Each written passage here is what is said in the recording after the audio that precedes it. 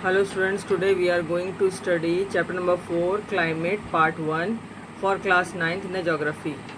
So in this chapter we study about what is the monsoon, what is the climate, what is the weather, what are the different types of climatic controls, what are the factors affecting India's climate. Okay, so let's start with the study. So what is the climate? In this chapter we first study what is the climate. So climate is refers to the sum of total of weather conditions and variations over a large area for a long period of time. But while the weather refers to the state of the atmosphere of an area at any point of time. इसका मतलब बच्चों ये हुआ कि जो climate होता है वो ये होता है कि अगर किसी एक पर्टिकुलर एरिया में एक लंबे समय तक over a long period of time जो भी उसकी कंडीशंस मिलती है वेदर की या जो उसमें उतार चढ़ाव मिलता है वेदर में, कभी ठंडा कभी गर्म मौसम, इस हिसाब से एक पर्टिकुलर जो उसका टोटल सम होता है वो क्लाइमेट कहलाता है. जैसे मान लीजिए पहाड़ है तो पहाड़ी रीजन का जो हिली रीजन है उनका जनरल क्लाइमेट जो है वो कोल्ड क्लाइमेट होता है, ठंडा क्लाइमेट, क्योंकि because the cold climate is found in the hilly regions over a long period of time. While the weather it is the state of atmosphere over an area at any point of time. मतलब weather का मतलब ये होता है कि कभी मान लीजिए जैसे पूरे दिन भरे में कभी गर्म मौसम हो गया, कभी ठंडा मौसम हो गया, कभी एकदम से बारिश आ गई, तो एक पर्टिकुलर पॉइंट ऑफ टाइम पर जो एटमॉस्फेयर की स्टेट होती है वो वेदर कहलाती है. अब हमने ये देखा है कि जैसे कि कई जगह क्या होता है वेदर और क्लाइमेट दोनों ही सेम होते हैं. तो जैसे टेम्परेचर है, एटमॉस्फेयर है, प्रेशर है, विंड है, ह्यूमिडिटी और प्रेसिपिटेशन है, ये दोनों ही सेम हो जाते हैं. अब इसके बाद हम लोग बात करेंगे कि इंडिया में जो मेनली जो हम लोगों ने बात की क्लाइमेट की, तो जो इंडिया का क्लाइमेट है वो कहीं पर तो जनरली देखा जाए तो वो कहीं पर गर्म मिलता है, कहीं पर ठंडा मिलता है. जैसे हिली रीजन पे सो कोल्ड क्लाइमेट मिलेगा और आपको नॉर्दर्न रीजन में, प्लेन रीजन में जो है हॉट क्लाइमेट मिलेगा. और बीच में जो है जैसे कि जून जुलाई का महीना स्टार्ट होता है जैसे कि आजकल का, तो उस समय का जो एटमॉस्फेयर है वो ठंडा होने लग जाता है ड्यू टू द रेनफॉल. तो उस समय कहते हैं कि the climate of India is described the monsoon type, यानी कि जो पूरे इंडिया क्लाइमेट है वो मानसून टाइप मिलता है. अब एशिया में देखें तो ऐसा ही क्लाइमेट लगभग सभी जगह पाया जाता है कि मानसून टाइप है. बारिश होती है जैसे साउथ एरिया में सबसे पहले स्टार्ट होगी, फिर साउथर्न ईस्ट साइड में जाएगी. तो ये जो मानसून एरिया है, ये मानसून रीजन है, ये दो एलिमेंट्स पे मेनली रेफर करता है. एक है टेम्परेचर, एक है प्रेसिपिटेशन. गर्मियों के मौसम में जो मरकरी का जनरली जब टेम्परेचर होता है 50 डिग्री सेंटीग्रेड जैसे राजस्थान वगैरह में, और जम्मू कश्मीर में जहाँ पर टेम्परेचर होता है 20 डिग्री सेंटीग्रेड जैसे पहलगाम है, तो वहाँ पर जम्मू कश्मीर में हिली रीजन में तो ठंडा क्लाइमेट है, और 50 डिग्री सेंटीग्रेड जहाँ राजस्थान है वहाँ पर बहुत ज़्यादा हॉट क्लाइमेट है. और अगर हम इसके बीच का देखें तो कश्मीर में कभी कभी जब इतनी ठंड पड़ती है कि -45 डिग्री सेंटीग्रेड तक टेम्परेचर चला जाता है वहाँ, जबकि तिरुवनंतपुरम जो यहाँ पर है आपका केरला के पास में, वहाँ पर जो टेम्परेचर है वो कभी कभी 22 डिग्री सेंटीग्रेड भी मिलता है हमेशा. तो अब आता है इसके बाद में कि इंडिया में जो सबसे ज़्यादा एनुअल प्रेसिपिटेशन मिलता है वो सबसे ज़्यादा वेरी करता है. कहीं पर बहुत ज़्यादा बारिश है, कहीं पर बहुत ज़्यादा कम बारिश है. तो यहाँ पर जो मेघालय का रीजन है वहाँ पर 400 सेंटीमीटर तक वर्षा होती है, जबकि लद्दाख साइड में अगर 10 सेंटीमीटर ओनली वर्षा होती है, और वेस्टर्न राजस्थान में तो बहुत ही कम, जैसे 10 सेंटीमीटर से भी नीचे कम वर्षा है. जून से सितंबर के बीच में यह रेनफॉल देखा जाता है. और मेनली जो तमिलनाडु का रीजन है, तमिलनाडु कोस्ट में एक लार्जर पोर्शन जो है रेन का अक्टूबर से नवंबर के बीच में रिसीव किया जाता है, यानी कि तमिलनाडु में अक्टूबर से नवंबर के बीच में बारिश आती है. अब आगे हम बात करेंगे कि क्लाइमेटिक कंट्रोल क्या है. क्लाइमेटिक कंट्रोल में ये होता है कि यहाँ पर हम लोग डिफरेंट टाइप के फैक्टर्स को स्टडी करते हैं. There are the 6 major controls of the climate of any place. किसी भी जगह का जो क्लाइमेट कंट्रोल है वो 6 मेजर क्लाइमेट कंट्रोल फैक्टर्स हो सकते हैं. उसको वो डिपेंड करता है कहीं पर लैटिट्यूड कितना है, वहाँ की ऊंचाई कितनी है, प्रेशर कितना है, विंड सिस्टम कैसा है, डिस्टेंस कैसा है सी से, और ओशन करेंट्स कैसे हैं, टाइड्स कैसी आ रही हैं, ये सारी चीज़ें देखते हैं.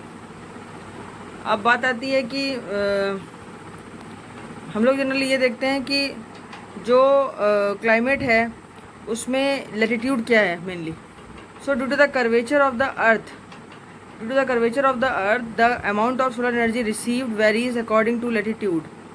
यानी कि अर्थ की कर्वेचर के हिसाब से देखे जाए तो जहाँ पर अर्थ जो है सबसे ज़्यादा सोलर एनर्जी रिसीव करती है, वो रिसीव करने का जो तरीका है वो, तो क्लाइमेट कंट्रोल का मतलब है कि यहाँ पर 6 मेजर कंट्रोल होते हैं क्लाइमेट के ऊपर किसी प्लेस में.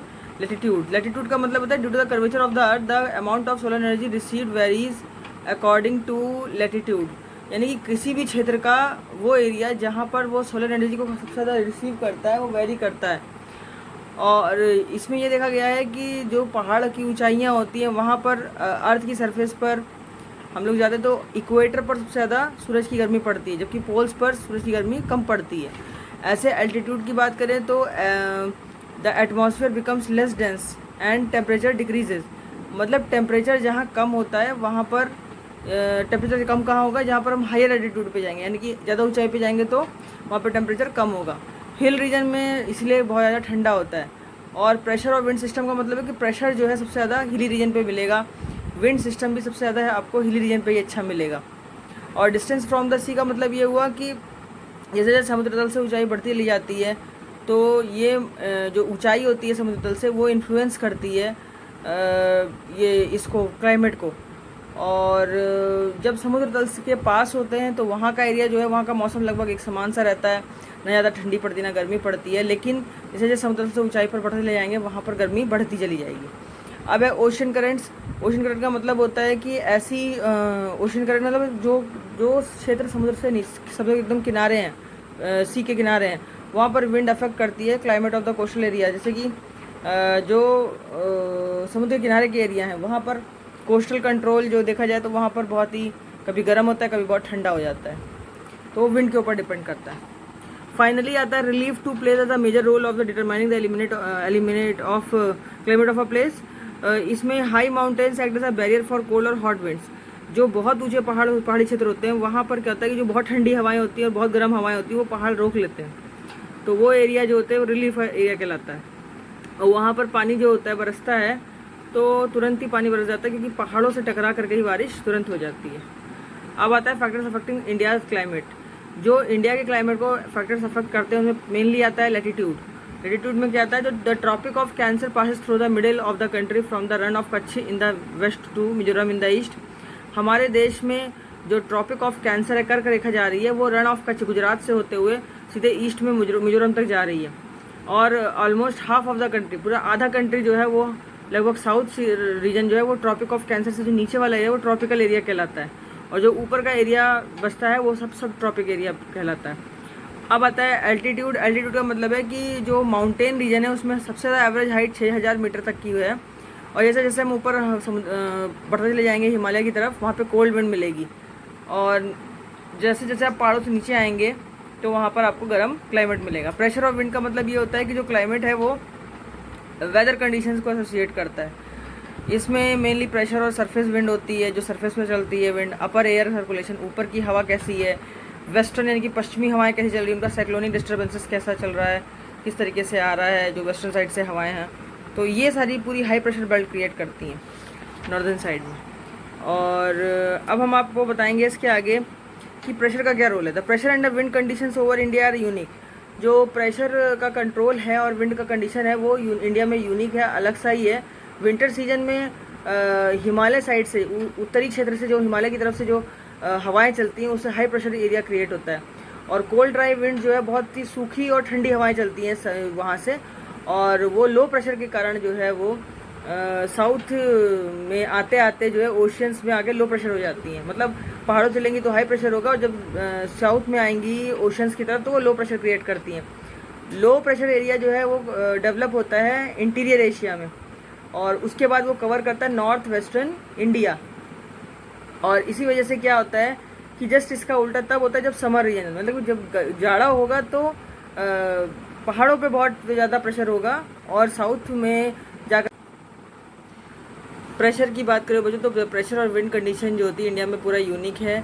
विंटर में क्या होता है कि हाई प्रेशर एरिया क्रिएट होता है नॉर्थ ऑफ द हिमालयाज पे, जहाँ पर कोल्ड ड्राई विंड्स ब्लो करती है इस हिमालयन रीजन से, और वो जाती है साउथ इंडिया में जहाँ पर ओशियंस है, वहाँ पर लो प्रेशर एरियाज मिलते हैं, वहाँ तो उधर की तरफ जाती है। बच्चों यहाँ पर देखिए air moves from the high pressure area over the southern Indian ocean, यानी कि जो हमारा हिंद महासागर है उसके ऊपर जो एयर मूव करती है वो हाई प्रेशर एरिया में मूव करती है, और इसके बाद में ये in a southern easterly direction crosses the equator, और उसके बाद में इक्वेटर को क्रॉस करते हुए जाती है और उसके बाद इंडियन सब कॉन्टिनेंट तक मिल जाती है। अब आता है यहाँ पर इस रीजन में जहाँ पर हिंद महासागर है, उस रीजन में जो अपर एयर का सर्कुलेशन होता है इस रीजन में, वो मेनली जो डोमिनेटेड होता है वेस्टर्ली फ्लो से डोमिनेट होता है। ये इसलिए वेस्टर्ली फ्लो से डोमिनेट होता है, हिंद महासागर के ऊपर का एरिया जो है उसमें जो अपर एयर सर्कुलेशन है वो उसका नाम होता है, उस कंपोनेंट का नाम होता है जेट स्ट्रीम। जो जेट स्ट्रीम की जो हवाएं होती हैं बहुत तेज़ चलती हैं समुद्र के ऊपर से, और ये अप्रॉक्सीमेटली 27 डिग्री से 30 डिग्री नॉर्थ लैटिट्यूड पे चलती हैं, और इसी के लिए इस रीजन को बोलते हैं सब ट्रॉपिकली वेस्टर्ली जेट स्ट्रीम्स। और पूरे इंडिया में ये जो है साउथ जो सी है, साउथ सी से चलती हैं, साउथ में जो इंडियन ओशियन है वहाँ से जेट स्ट्रीम्स चलती हैं और पूरा हिमालयन तक ऊपर तक पहुँचती हैं। अब आता है कि इंडियन मानसून। इंडियन मानसून में हमने ये देखा कि जो क्लाइमेट है इंडिया का वो जनरली मानसून विंड से बहुत ज़्यादा प्रभावित होता है, और जब जून जुलाई का महीना होता है तब हमारे यहाँ जो नॉर्थ इंडिया है उसमें मानसून आ जाता है, और ये जो अरब सागर से हवाएं उठती हैं, वो अरब सागर से जो हवाएं उठ रही हैं वो मेनली सीजनली रिवर्सल होती हैं विंड सिस्टम मानसून की। कहने का मतलब ये हुआ कि देखो यहाँ पर अगर मैं इसमें आपको नक्शे में दिखाती हूँ कि अरेबियन सी से निकलने वाली जो हवाएं होती हैं यहाँ से उठती हैं मानसून रीजन से, और देखो साउथ इंडिया से होते हुए सीधे आती हैं नॉर्थ इंडिया में, यहाँ से होते हुए बे ऑफ बंगाल की तरफ जाती हैं। इस तरीके से मानसून विंड उठती हैं। अब आता है कि जो एटमॉस्फेरिक कंडीशन होती है हमारे इंडियन सब कॉन्टिनेंट के मंथ ऑफ जनवरी में कैसी होती है, मंथ ऑफ जून में कैसी होती है। देखिए जनवरी के महीने में क्या होता है कि यहाँ पर इंडियन ओशन से उठने वाली हवाएं इस तरह से चलती हैं, और उसके बाद में ये यहाँ से होते हुए अरेबियन सी से होते हुए ऊपर तक जाएंगी, उसके बाद सीधे फिर बे ऑफ बंगाल से उठते हुए नीचे की तरफ आएंगी। ठीक है, ये जनवरी का महीना जब ठंड हो रही है तो ठंड में ये हवाएं जेट स्ट्रीम से होते हुए उल्टी चलती हैं अरेबियन सी की तरफ। लेकिन यहीं पर जून में देखिए, ये जून में हवाएं कैसे चल रही हैं, जून में हवाएं उल्टी चलती हैं, इंडियन ओशन से उठती हैं अरेबियन सी से होते हुए फिर जाती सीधे नॉर्थ इंडिया में और बे ऑफ बंगाल की तरफ जाती हैं। तो इसलिए मानसून में हवाएं जो हैं वो हमेशा बारिश करती हैं, सबसे पहले केरला, तमिलनाडु, और उसके बाद में सीधे होते हुए गुजरात, महाराष्ट्र, मुंबई, और उसके बाद सीधे आपका राजस्थान से होते हुए यहाँ से बारिश आती है और यहाँ पर सीधे हिमालयन रीजन की तरफ जाती है, और फिर नॉर्थ इंडिया से होते हुए बे ऑफ बंगाल की तरफ जाके ख़त्म हो जाता है मानसून। तो बच्चों ये था मानसून का तरीका या इंडियन मानसून का। अब इंडियन मानसून में जो है कितने टाइप के डिफरेंशियली हीटिंग और कूलिंग लैंड वाटर है या शिफ्टिंग है पोजीशन की, ये सारे कितने सारे फैक्टर्स हैं, थोड़ा सा इसका डिस्कस कर लेते हैं। जो मानसून एक्सपीरियंस किया जाता है यहाँ पर ट्रॉपिकल एरिया में रफली वो 20 डिग्री नॉर्थ से 20 डिग्री साउथ मिलता है, और यहाँ पर कुछ फैक्ट्स इंपॉर्टेंट हैं जैसे differential heating and cooling of the land and water, shift of the position of the intertropical convergence zone, presence of high pressure area east of Madagascar, Tibetan plateau ये भी गेट इंटेंसली हीट अप हो जाता है। Movement of the westerly jet stream, जो western side से जो jet stream चली, मैंने कहा था अरब सागर से जो हवाएं निकल रही हैं वो नॉर्थ की तरफ जाती है हिमालयन की तरफ, और वो तेज़ी से ईस्टर्ली जेट की तरफ यानी वो गुजरात रीजन से अरेबियन सी से उठती हैं और सीधे से बे ऑफ बंगाल की तरफ बढ़ती हैं और फिर इंडियन पेनिनसुला में होकर आती हैं। तो ये जो पीरियडिक चेंज मिलता है प्रेशर की तरफ वजह से, इससे जो है साउथर्न ऑसिलेशन में साउथर्न ऑसिलेशन मिलता है। अब हम लोग बात करेंगे जो डिफरेंस होता है प्रेशर की तरफ, यानी कि जो प्रेशर का डिफरेंस आपको मिला, यानी कि जैसे साउथ इंडिया में प्रेशर जो है वो मानसून का ज़्यादा मिल रहा है और फिर बे ऑफ बंगाल तक जाते हैं वो लो पड़ जाता है।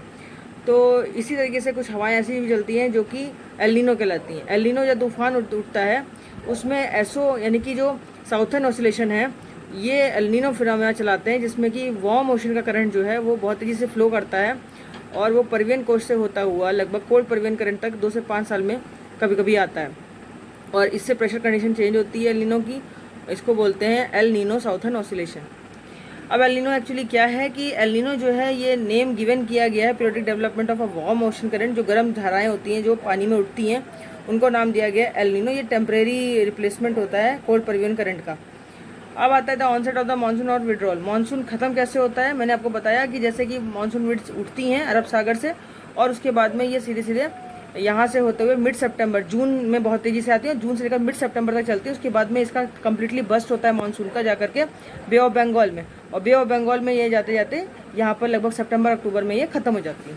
अब हम लोग नेक्स्ट वीडियो में बच्चों बात करेंगे सीजन्स के बारे में। तब तक के लिए till then good bye and like and share my videos to.